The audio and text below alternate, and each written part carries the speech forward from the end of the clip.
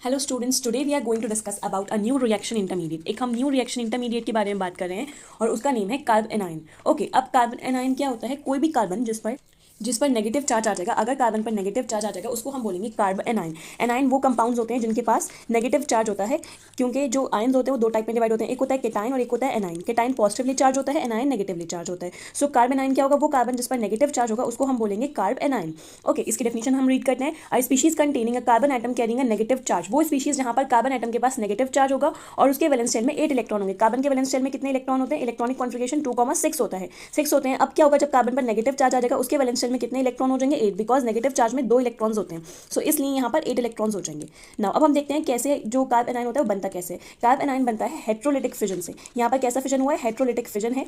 Heterolytic fission हम discuss कर चुके हैं, मैं डिस्क्रिप्शन में उसका लिंक पेश कर दूंगी, आप लोग देख सकते हैं। तो हेट्रोलिटिक फिजन में क्या होता है? जो लोन पेयर होते हैं, यहाँ पर इलेक्ट्रॉन होते हैं, एक इलेक्ट्रॉन कार्बन का, एक जेड का। तो ये जो दोनों इलेक्ट्रॉन्स होते हैं वो कार्बन के पास चले जाते हैं और जेड पर कोई भी इलेक्ट्रॉन नहीं आता है, तो जेड के पर डेफिशिएंसी ऑफ इलेक्ट्रॉन हो गई, तो इस पर पॉजिटिव चार्ज आ जाएगा। और दोनों इलेक्ट्रॉन्स कार्बन के पास आ गए तो कार्बन पर नेगेटिव चार्ज आ जाएगा। तो इस तरीके से क्या बना हमारे पास? यहाँ पर कार्ब एनाइन फॉर्म हो गया। और जो कार्ब एनाइन होते हैं बहुत रिएक्टिव स्पीशीज होते हैं, बहुत जल्दी रिएक्ट कर देते हैं। अब हम क्लासिफिकेशन पढ़ेंगे, classification of carb A9. Carb A9 को हमने कैसे क्लासिफाई करा है? कार्ब एनाइन को हम क्लासिफाई करते हैं as primary, secondary and tertiary. Okay, इसको हमने 3 कैटेगरीज में क्लासिफाई कर दिया। फर्स्ट क्या कैटेगरी होती है? वेदर वन, क्या कार्बन आयन के पास, मीन्स जो कार्बन है नेगेटिव चार्ज के पास, अगर उसके पास एक कार्बन एटम भी नहीं होगी तो मिथाइल कार्बन आयन होगा। अगर उसके पास एक कार्बन एटम होगी तो वो प्राइमरी होगा, 2 होगी तो सेकेंडरी होगा और 3 होगी तो टर्शरी होगा। जैसे ये दिख रहा है हमारे पास, ये कार्बन है, इस पर कैसा चार्ज है? नेगेटिव चार्ज है। ओके, अब जब इस पर नेगेटिव चार्ज है तो हमने देखा कि इसके आसपास कोई भी कार्बन नहीं है। जब कोई भी कार्बन नहीं है, सिर्फ एक ही कार्बन है, तो ये क्या हो जाएगा? Methyl carbon ion. अब हम सेकंड पर मूव करते हैं। सेकंड में सिर्फ एक आर ग्रुप है। आर किसके नहीं होता है? एल्काइल के नहीं होता है। ओके, एल्काइल मतलब मिथाइल, इथाइल, प्रोपाइल, ब्यूटाइल, ये सब होते हैं। तो यहाँ पर क्या है? यहाँ पर एक ही एल्काइल ग्रुप है। जब एक ही एल्काइल ग्रुप होगा, मींस एल्काइल ग्रुप में क्या आएगा? कार्बन आएगा, तो वो किस कैटेगरी में आ जाएगा? प्राइमरी की। जब 2 एल्काइल ग्रुप्स होंगे तो वो किसकी कैटेगरी में आ जाएगा? सेकेंडरी की। अब जब तीनों एल्काइल ग्रुप्स होंगे तो वो किसकी कैटेगरी में आ जाएगा? टर्शरी की कैटेगरी में आ जाएगा, मींस 3 डिग्री हो जाएगा।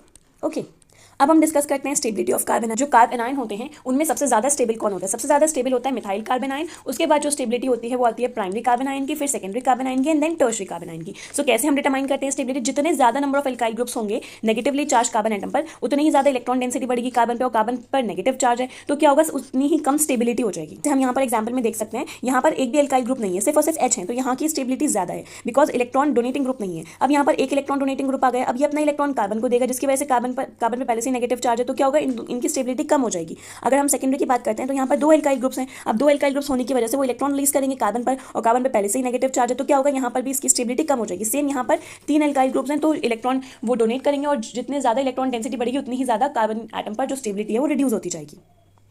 तो इसीलिए जो आपका ये वाला कंपाउंड होता है, मींस मिथाइल कार्बन आयन, वो मोस्ट स्टेबल होता है, और टर्शरी कार्बन